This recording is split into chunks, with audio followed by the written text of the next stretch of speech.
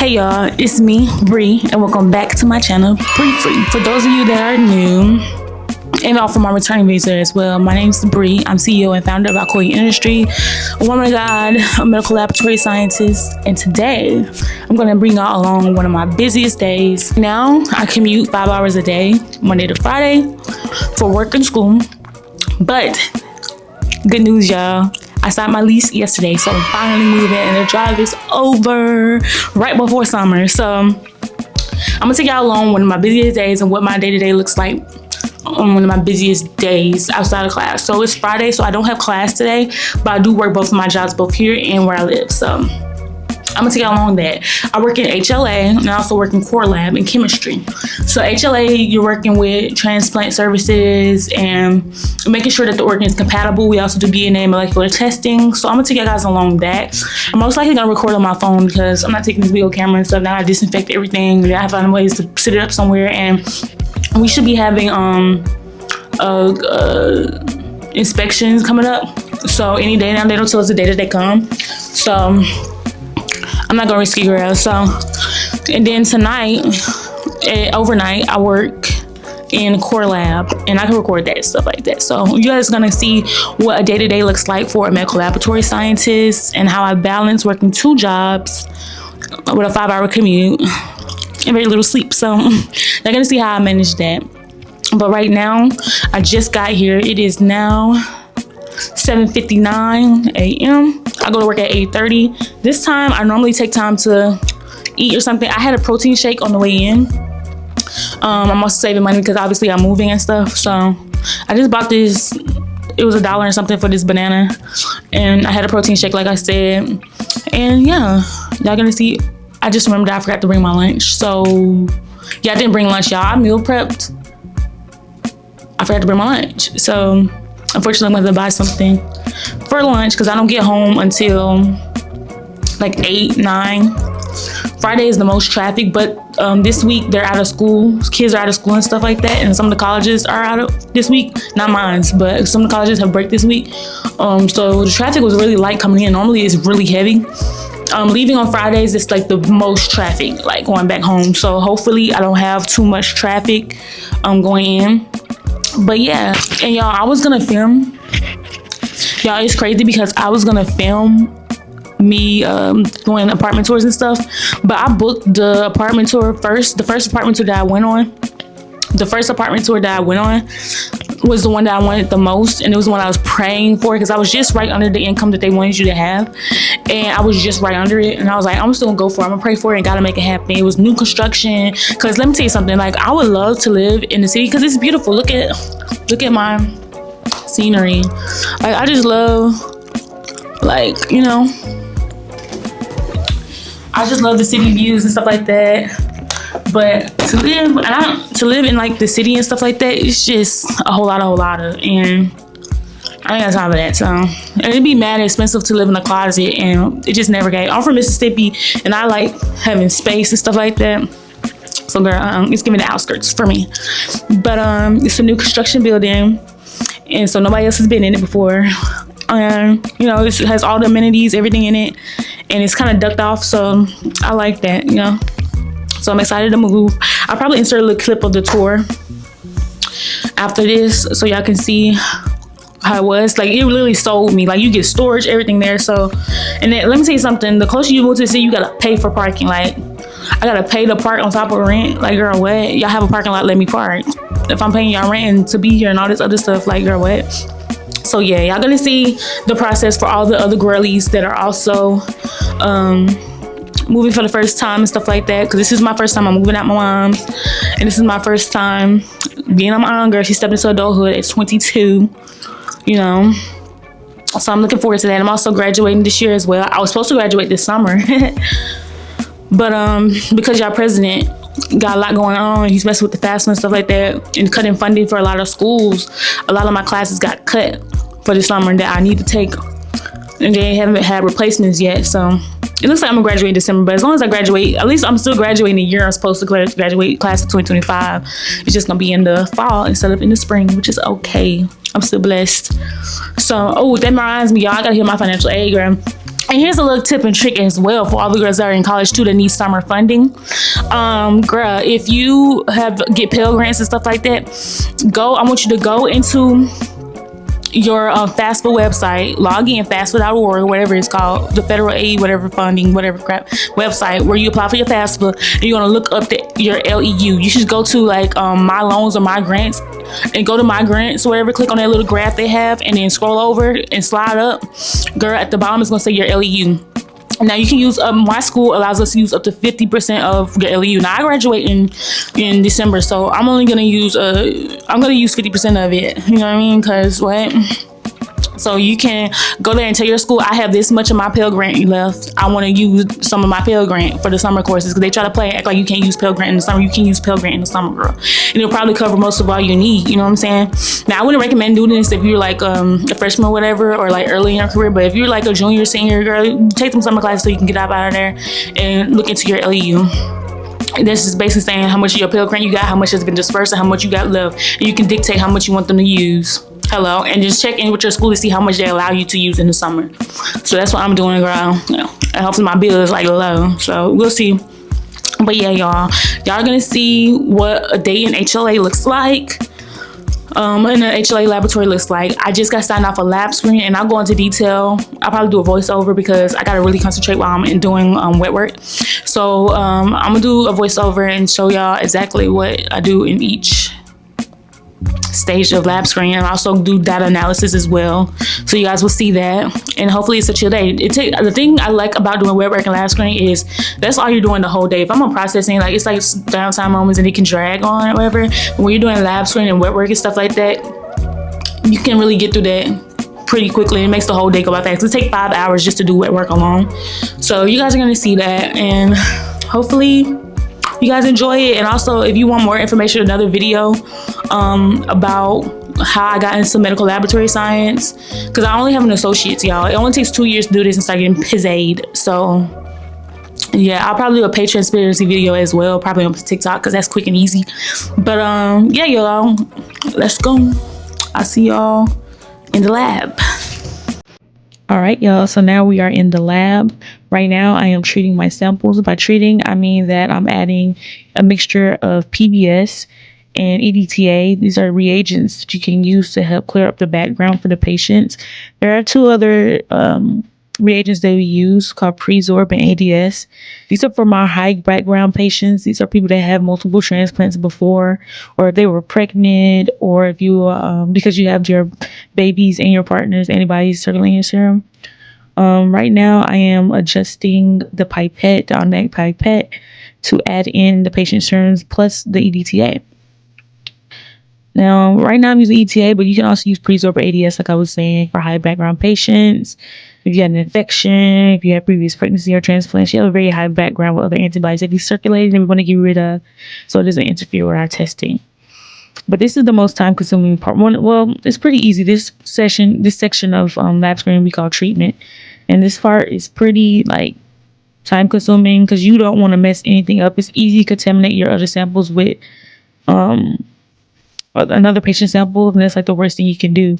So right now I have to individually take a biohazard wipe, which you see in the orange over there, and I have to take that, unscrew the patient serum, and add it into the EDTA that I have in a smaller tube.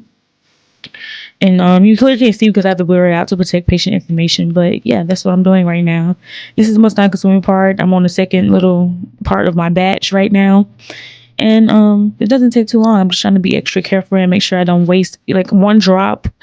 It could splatter if you take off the top and you take it off too fast and splash into other patient's serum. It will show up in the results, and you have to start your whole batch over. And it's something you don't want to do because this process takes like your entire shift, and we won't be able to do it again until the next day. And obviously, the doctors want their results back in a timely fashion. So just making sure that I'm being extra careful in this section.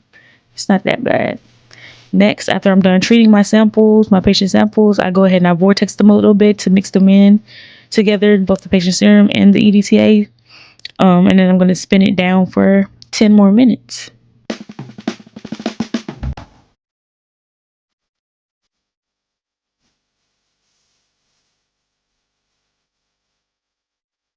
So while that's spinning, I'm going to prepare my tray.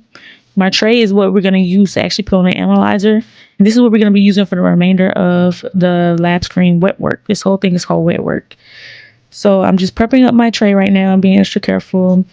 As you can see here, on the left is 6 through 7. That's my class 1 beads. And 8 to 9, I'm putting the class 2 beads. The same patients are going in each well with positive and negative control, which I also made.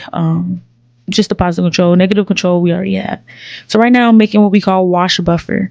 Wash buffer is what we use to wash the patient's serum. I don't know how to explain wash buffer, y'all. Yeah, I'm sorry if I have long pauses. That's annoying, but like it's just a wash solution that I'm adding in and diluting with water, and we're gonna wash 5 times. That's why it's the most time consuming. And after each wash, we shake the beads for about 5 seconds, and then we centrifuge for 5 minutes. So that's me just sitting, waiting for the spinning to stop. All right. So once I'm done spinning and I'm going ahead and I'm clicking my class 1 and class 2 beads and I'm vortexing them, make sure they're good and mixed up. I need about 100 beads. They're super tiny. I only use 5 microliters to put in each well for both class 1 and class 2. Again, we want to be very careful because you don't want to use too many beads or you want to do less of beads. Otherwise, it won't accept the result and you won't be able to analyze the data properly, and you have to restart the whole batch over. So you just want to make sure that you're doing it the correct amount of beads. And these beads are extremely expensive, so you don't want to waste beads, because I've made that mistake before, y'all. I put the wrong amount of volume of serum in, because it's 5 microliters of beads to about 20 microliters of patient serum, and I used 80 amount of patient serum one time, y'all, and I had to start the whole batch over, y'all. It was not a good day, but we're not going to make that mistake, so I'm being extra careful. I'm checking my volume on my pipette and everything. I'm using it. I go in between the manual pipette and the automatic pipette you just saw just now, because in the previous vial I only had like a few more left in there before I had to get a new vial, so I use the manual pipette to get the last little remainder out, and then I go in with the automatic pipette and just go ahead and bust out the rest of the wells. This part isn't that bad. Again, it's just making sure that you're being very, very careful not to mix anything up. I'm adding my negative control right now, which, like I said before, it's already pre-made. I make up my own positive control. It's like a mixture of a whole bunch of positive patients. This is called kind of, I don't know if is it QC? Positive and negative control. You just make sure that your negatives are coming up as truly negative and your positives are coming up as truly positive by using a solution or a pre-made, like I said before, like the negative control, pre-made solution of negative serum or whatever reagent, I guess. So after I'm done with all that, I put it on to shake for 30 minutes with the beads. This is the only time you're going to shake for like 30 minutes, except for PE, which you're going to see later. And while that's shaking, I go ahead and I make my patient listen to everything. My coworker was already using the analyzer, so I didn't have to wait to do my performance verification and everything, but I will show y'all that later. Right now I'm doing my first wash, as you can see, and I'm going ahead and I'm adding in the wash. It's about how much wash do I use? Oh, the first wash is 150 microliters for each well, and then the remainder washes, there's 5 washes total. The remaining washes, I'm using 200 microliters of wash. And I just shake it for 5 seconds. As you can see here, I add it to the centrifuge and I spin it for 5 minutes. And I wait in between the 5 minutes. This is PE. So after the first 3 washes, I add PE. PE is just like an extra little background cleaner, I guess, is what we could say it is. I'll put up the actual definition of it. So all you do is flick it. We do this after every wash. You flick it, you pat 3 times, and then you vortex it with your finger to make sure it's shaking up the beads real well, because they're very sticky. This is what it looks like when I do performance verification, if I had to. Well, I think I did do performance verification the other day. I don't remember, y'all, but that's what it looks like. Once I'm done with that, all the washes, I have to add 80 microliters of PBS to suspend the beads in the patient's serum and to load it on the analyzer. So I add PBS. Now we used this already in the beginning to treat it, but I guess you have to use it again in order to put it on the analyzer and suspend it. After all that is done, I open up my analyzer. It spits out this little tray. I put my tray in the analyzer. I did a probe check before, so I had to take that off. But now I'm putting the tray in the analyzer. As you can see, my beads and stuff, you can't see it because the beads are so tiny, but they're in there. They're suspended in the PBS. I also add a little bit of alcohol and water so it can prime it and get it all clean and stuff. Make sure everything's clean before it starts making its run. And then when I'm done with that, it goes right back in. I go ahead and I start my run. Now, this is what it looks like when it starts. This is what I'm showing y'all. Yeah, there you go. So yeah, after that, I just start cleaning up with some bleach, and I go in and add some water, and I was just yapping with my coworkers at this point. It was lab week this week, so we were just yapping and stuff, and getting some conversations in. I go ahead and I start wiping down my bench. You got to use bleach, like I said before, some bleach and some water, and get everything done and over with. Now, the part that I didn't put in there for obvious reasons, because patient information, is while my beads, while I was doing PE and it was shaking for 30 minutes, because PE shakes for 30 minutes, that little pink thing I saw before, I was creating my patient list, my donor list, and my sample list. Now, these are 3 lists that you're going to need to import. Well, the sample list you import into the analyzer so that it can associate the patient with each well, because it doesn't automatically know. Obviously, you have to put the information in the machine. Now, this is data analysis. This is what I'm looking at. Well, these are a few examples that I found from Google. Obviously, I can show y'all the actual patient's chart, but this is what I found on Google. Now, these are just simple ones. Fusion is the software that we use. Now, when I was talking earlier about the patient list and donor list, we import those lists into Fusion along with the patients and the donors typing, if we have them. And we're putting the 2 typings against each other, and we're finding the DSAs that way. DSAs are donor-specific antigens or antibodies, and we're comparing them to see if they're having reactions. And those bars represent positive or negative reactions. Green or blue means a negative reaction, and positive reactions are red and yellow. So we're looking in to see just how much of positive reactions we're having now. So now there are exceptions, like people that have infections or a lot of pregnancies or earlier transplants can be highly sensitized patients, so they could have a whole lot of positive, but it's not necessarily mean that they're rejecting the organ. You know what I mean? It means they're just they have a lot of stuff going on in their serum, and that's causing a high MFI. MFI is that which determines what color the bar is. If they have a high MFI, that means that they have a positive reaction. So that's what we're looking at. We're basically just checking in, and we're putting the typings against each other to make sure that the donor and the patient aren't reacting. And that's a general synopsis. Now, in the histograms, that's what the graphs are called. In number 8, in letters A, C, and E, you see those red boxes. Those are signifying self-antigens. That's when the patient is reacting to themselves. And that's also something that you want to call out. Those are important for them to take into consideration, because you don't want them to be reacting to themselves. That is something very important. So also, there could be yellow boxes. Now, I can find a picture on Google, but yellow boxes signifies that they're reacting to the donors. And these are when the typing, when we import the typing for the donor and the patient, Fusion will highlight the loci or the alleles that both the patient and the donor carry. And then we have to go back and look into their typing that we already did. Sometimes we do it in-house, sometimes it's done in an outside facility. We gotta make sure that those are actual DSAs. And that's very important, because that's what we're looking for. Those are the donor DSAs that we're looking for to signify that they're reacting with each other. But this is all, that's Labscreen in a nutshell. So I went on my lunch when I finished wet work. Before I start analysis is when I take my lunch, and it's lab week, and this is when we celebrate all the lab workers and everything. And to celebrate, me and my co-workers were going to do a sweet exchange. Now, I forgot about the sweet exchange because the day before I was looking at apartments and stuff, and I was off, and I forgot all about it. So everyone went to go grab their favorite sweets places or stuff that everybody wanted to try, and we all brought it in and we ate stuff together. So on my lunch, I went and grabbed, I wanted to go to this place called Bakey, and they make these babkas, which are really soft cinnamon roll type things that are so good. So I was like, I'm gonna go grab it on my lunch and bring it back, and we'll eat it later at the end of the day or whatever. So I was glad I did, though, because it's starting to get warm in Boston. So everyone was out and about that day, and I'm across from a huge park. So it was really nice. But once I got there, it wasn't as packed or anything, so I was able to get in and get out and get my lunch still at the same time during my break. They had so much stuff there, like assortment. They're kind of high though. I ain't gonna lie, they are high, but it'd be worth it.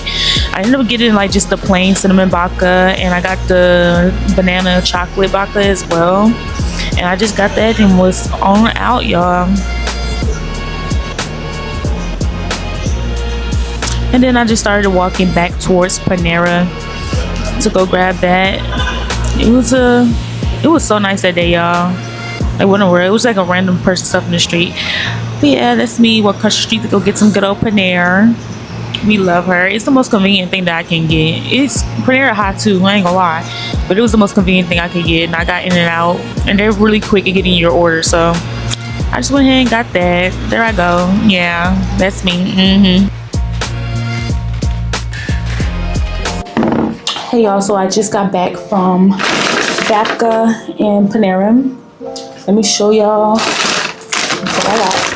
I'm on my lunch break, which now because I have to walk all that way. Oh snap! Why would I not grab the mic? Y'all, I'm back from Babka and Panera. So I'm gonna show y'all what I got. I got these free chips from Panera, so that works. Panera is expensive. This is like $16. I just got a regular sandwich with ham, cheese, and the mac and cheese. The mac and cheese of Panera be fire. I don't care what I say. And I'm gonna show y'all. I'm gonna lay everything out and I'm gonna show y'all. Hold on. Alright, so this is what I got. I just got a ham and cheese croissant toast thing. I'm picky, y'all, so I don't do lettuce and all that stuff. I don't need that. It's like a croissant toast thing, so I wanted to try that. I got mac and cheese. I'm gonna put these on the sandwich, some potato chips. And this is what I got. These are called Babkas. They're just like cinnamon rolls. They're literally just like cinnamon rolls, but they call them Babkas. Yeah, they're like super, super soft. And my coworkers, I had it like the first few days I got hired, but my coworkers said they want to try it, but they look super, super good. Yeah, I might pop me one in the microwave. I'm kind of sugared out from the sweet exchange, but yeah, y'all, this is what we're working with. This is lunch. I'm gonna call y'all. Let me turn this around, y'all, so y'all can see. This is lunch. I'm gonna try and get one more post out for Alcoya. I've been working on being consistent with Alcoya, even though this way, yesterday, I still pushed out a thing. I went to go see Centers with my mom yesterday, but I still ended up, look at my hair, y'all. I was hiking it to get back on time. But, and I'm gonna keep this short because I only got like 10 more minutes left on my break. But I went to go see Centers with my mom, and I went to, drive out to go sign my lease and stuff and view apartments. Luckily, the first one I went to go see was the one I wanted. So, and I signed for it, and I got approved for it, and I got that day. So thank God for that. Thank you, Jesus, because I was praying so much. So all glory be to God for that, y'all. But yeah, I still got home. I managed to clean up, start the process of packing and stuff, everything like that.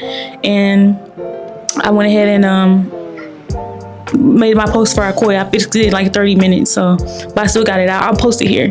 But yeah, I still got it out. So yeah, y'all, I'm finna eat, and I'll see y'all. I'll check in with y'all probably when I'm in the car on my drive back, and bust out a nap and then go work my overnight. So see y'all when I'm back. All right, y'all, I just made it home, and I am about to go to sleep. It is now 8:16, and I leave. I have my shift starting at, my shift starts 11. So I'm gonna sleep, get a little bit nap in, and get ready to go. So I'll see y'all when I'm walking in. Alright, hey y'all, I am at the core lab now. It is 11:46, and I just hopped in because I have a lot of QC and stuff I have to load on for right now. So I'm gonna film that, and I'm just do a little voiceover. Why is my brow cut? I'm gonna just do a little voiceover, y'all. So. All right, now we back in the lab, and this time it's core lab. But like I told y'all before, I had to do some QC. This was a tumor marker QC, and QC is like it's just like the QC I showed y'all before, the positive, kind of like the positive control, yeah. So you just go ahead, and I took out the vials, and I had to put them in their own little vials that could fit on the analyzer, and pipette it into there and get ready to load it into the analyzer. Now there's QC for every single test that's on there. Obviously you don't have to change it a lot, but I'll show y'all later during off peak, which is normally like around 12, 1 a.m., 2 a.m. All the analyzers run all their QCs for every test, and they do all the calibration that it needs on their own. You just have to load on new QC if it needs it, or new calibrators if it needs it. Just babysit the machine basically is all you're doing. But this is about the most, this is probably like the most stuff you probably have to do. like just pipetting stuff out. Some things you can't pipette, some things you have to pour in because they're sensitive. Some things have to, some QC has to dissolve into the substance that's already in there. So it just all depends on what you do, but that's that. Once I load them onto this little tray here and make sure the barcodes are facing out so it can scan them so it knows which QC that it is loading on, and I just go ahead and push that on. I had a couple other QC I had to do too. Not all of them you have to make up. They come in their own little vials. It just goes in and push it on like that. Y'all, I don't know if the pauses are annoying y'all not, but like I be having to think while I'm doing it because I don't write scripts and stuff when I'm doing these voiceovers. I just play the video and talk. But yeah, those are aliquot plates. Those are the other ones that's coming off of it that I have to preload, the other little patient samples and stuff. Underneath it is the waist and everything. I changed those like around 4 a.m. I had to do some pregnancies right here. Those are pretty straightforward and easy. You just get the little test. You put like 4 to 5 drops onto it. Each patient sample, they're labeled. You can see right here. I labeled them after I recorded because obviously I didn't want y'all to have patient information. But yeah, I just go ahead and put like 4 drops in. It's pretty straightforward, and you just wait for about 6 minutes, and that's that.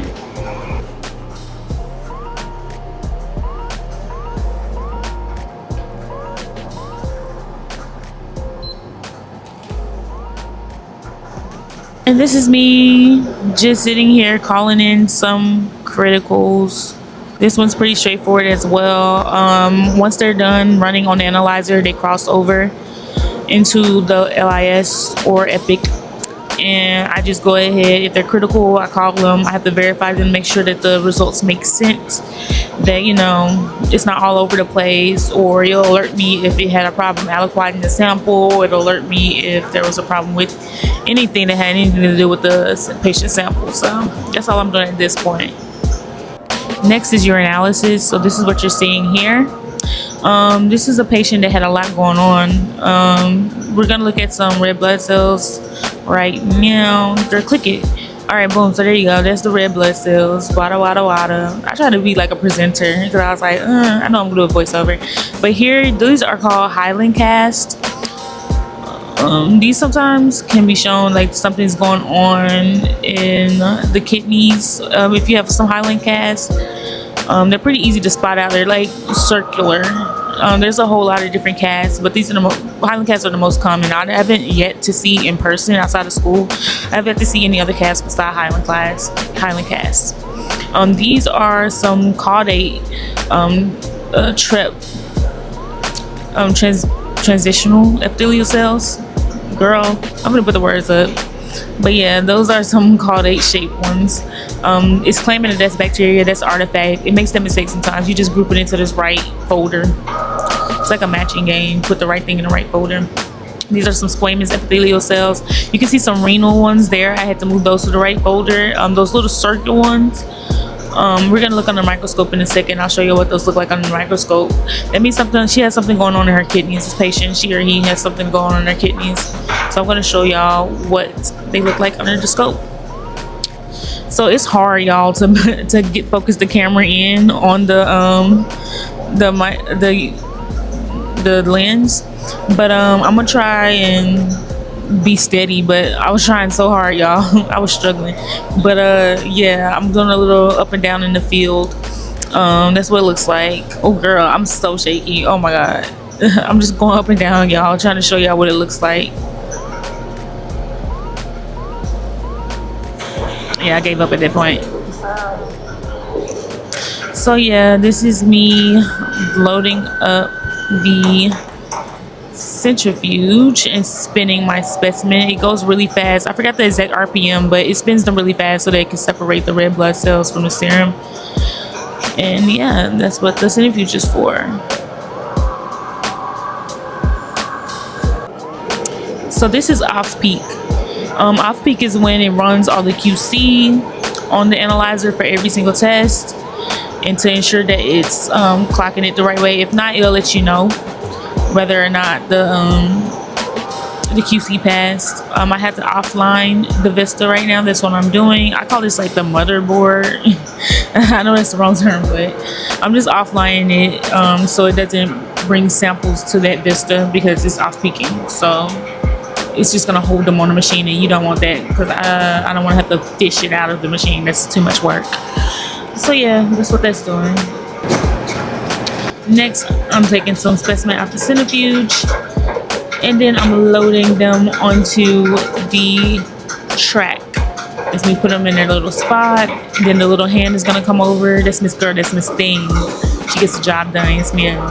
She's gonna come on down and she's gonna load it onto the track. And she's gonna take her all the way around to the vistas. As you can see, the track wraps around. And sometimes you have to front load them. So that's what I'm doing right now. I'm walking over to one to analyze it because Vista 1 was off peaking. And you just go and you slide it on. It'll detect that something is there. And then it goes ahead and it pushes the patient samples into the machine.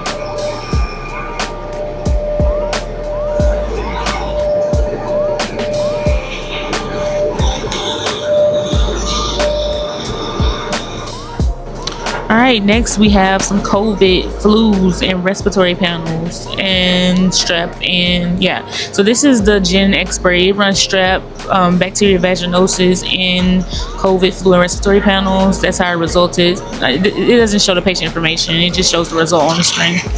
This is me loading it onto the smaller one, the Liat. This one only runs COVIDs and flus. These are the rapids. It's pretty quick, about 20 minutes. All I'm doing now is just taking the reagent carrier thing, and I'm just gonna take out some of the reagent in the actual patient sample that it's mixed into.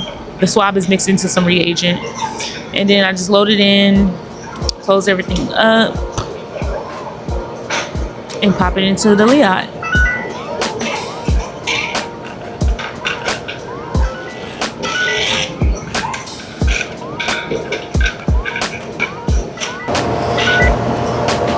It takes about 20 minutes. All right, y'all, so the rest of the night I didn't really have a busy night. Like it was pretty steady, but it wasn't like crazy hectic. Obviously at 3 a.m. around 4 a.m. they do a whole bunch of draws. They pull everybody on their floor and they send it all down to get a status, an update status on all their patients. So that's normally when it gets busy, but it was pretty steady and slow for most of the night though.